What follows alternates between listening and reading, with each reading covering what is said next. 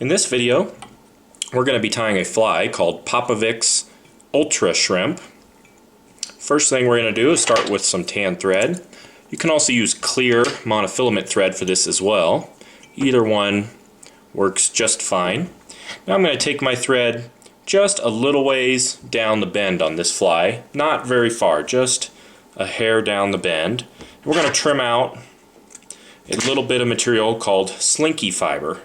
And we're using the shrimp color here. I'm going to cut just a little 1-inch piece. I'm going to kind of make it so that the tips are not even. So I just kind of pull out a few of the fibers and just make it so that the tips are not perfectly even. You can use your scissors to kind of hack them up a little bit. And the idea here is this is just going to be kind of the mouth parts of the shrimp. So once I kind of have them scattered out there, we're just going to take this little short section and we're going to tie this right there at the bend. And if you have a few too many fibers, you got to be careful that you don't use too many at this point. It's a fairly sparse little fly. So if you have too many, you can just pluck them out of there. We're just going to lay it down there right at the bend. We'll wrap forward. We can get in here with our scissors to kind of trim out some of those extra fibers. Then we can trim out the excess.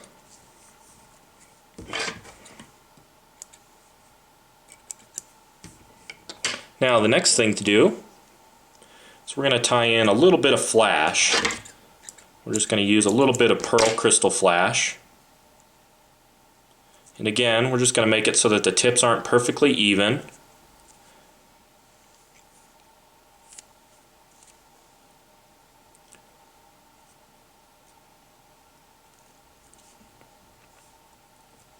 Just a little bit of flash. I'm going to pull a couple of them out, just a little longer than some of the others in the bunch.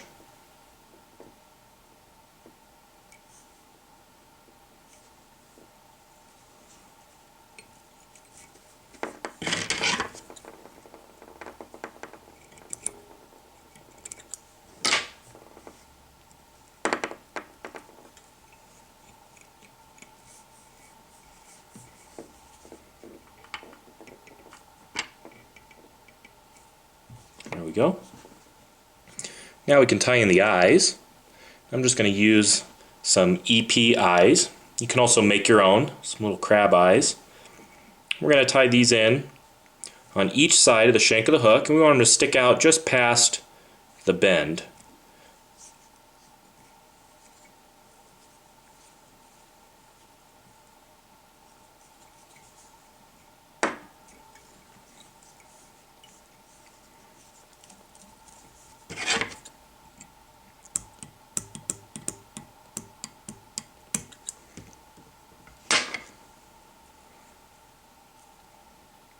Tie them on each side of the hook. Trying to get them as even as possible.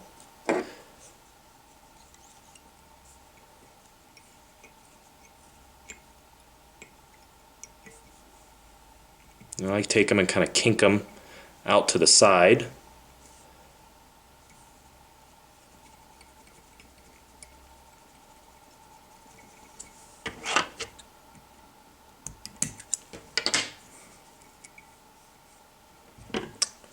There we go. Now the next thing we're going to do is we're going to take our thread all the way back here to the back. We're going to take a tan or a natural brown, lighter colored piece of hackle.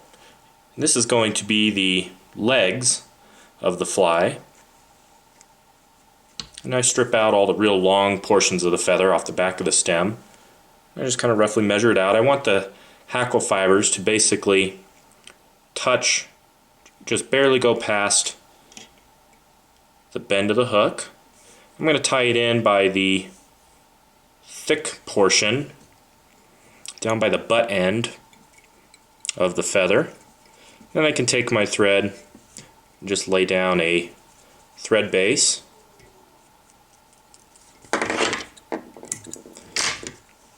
all the way up to the eye. And I want to make sure I don't crowd the eye. I'm just going to take my thread all the way up just behind the eye here. I'm going to leave just a little space. I'm going to take this hackle feather. I'm just going to spiral it forward.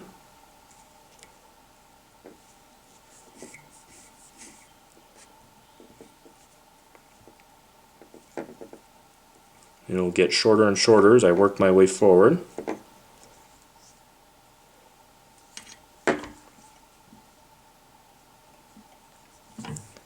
Then I can capture it and trim it out of there. Now the next thing I'm going to do is just kind of stroke the fibers to split them all apart. And I'm going to trim a little piece or a little section through the top. And I'm not going to trim it all the way. I'm going to leave just a little bit of butt ends.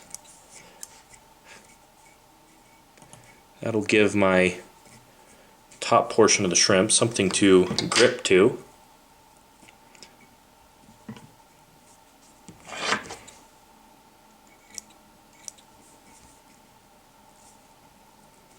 Now I can take all the fibers and just gently stroke them down.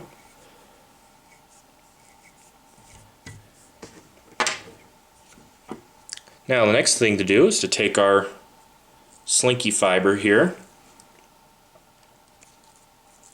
We're going to tie it down right in front of the eye with a couple real tight wraps.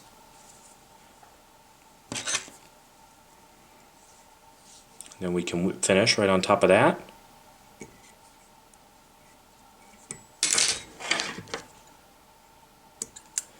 We're going to trim the tail portion of the shrimp. We're going to trim it just longer than the eye. We're going to take all this Slinky fiber and draw it up together. Now we're ready to glue it. We're going to use a little bit of fly finish.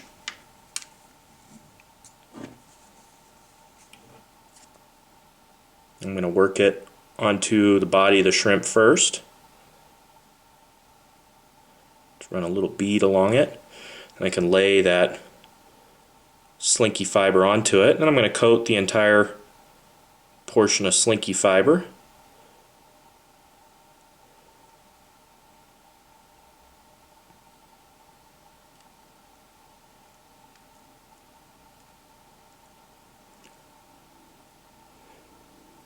And I'm just going to take a little bit of it and work it back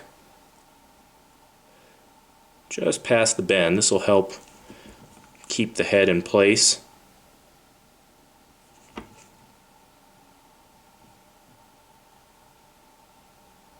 Basically we're just loading the Slinky fiber with a little bit of glue.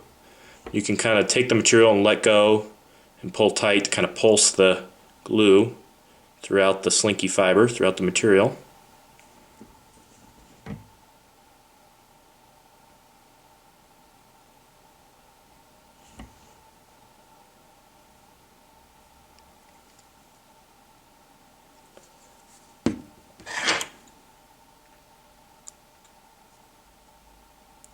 Little extra piece of Slinky fiber there, pull him out of there.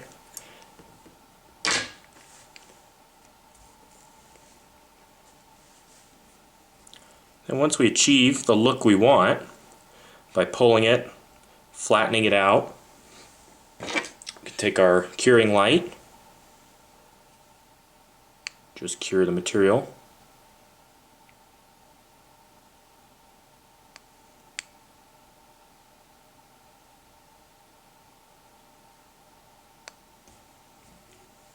If you didn't quite get it the way exactly you wanted it, you can take a little bit more glue here. Just kind of finish up the job. You can smooth it out. You can add more so it looks a little bit more translucent. You can really do whatever you want.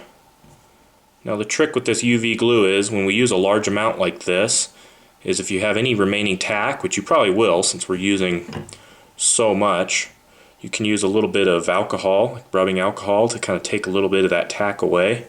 Or you can set it in the sun to bake. That's usually how I do it. But a lot of guys use the rubbing alcohol trick. That works well. But when you use this much UV glue, you're almost always going to end up with a little bit of kind of that greasy feeling, a little bit of tack. Usually with this I add it in little layers too. So I'll do a layer, cure it, then do another real quick layer.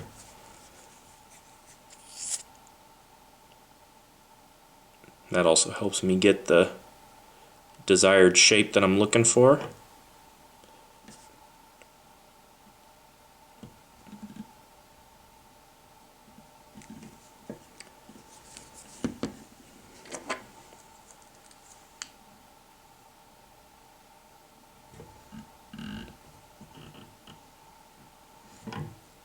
There we go.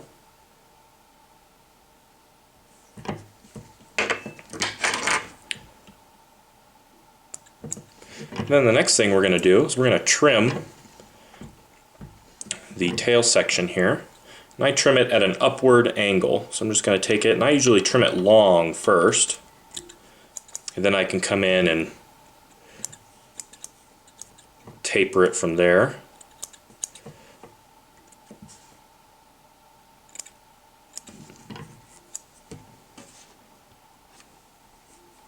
So that's a little on the long side. You can get in here and just trim out a few more of the fibers.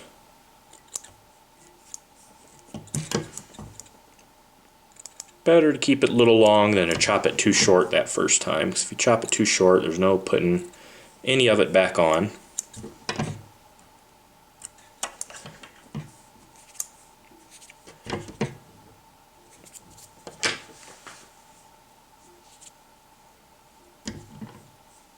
Didn't quite, forgot to cure some of that on the back part of it. Didn't hit it before I started messing with it. I was too busy curing the front part of the shrimp. I didn't cure any of the back portion of the shrimp. There we go.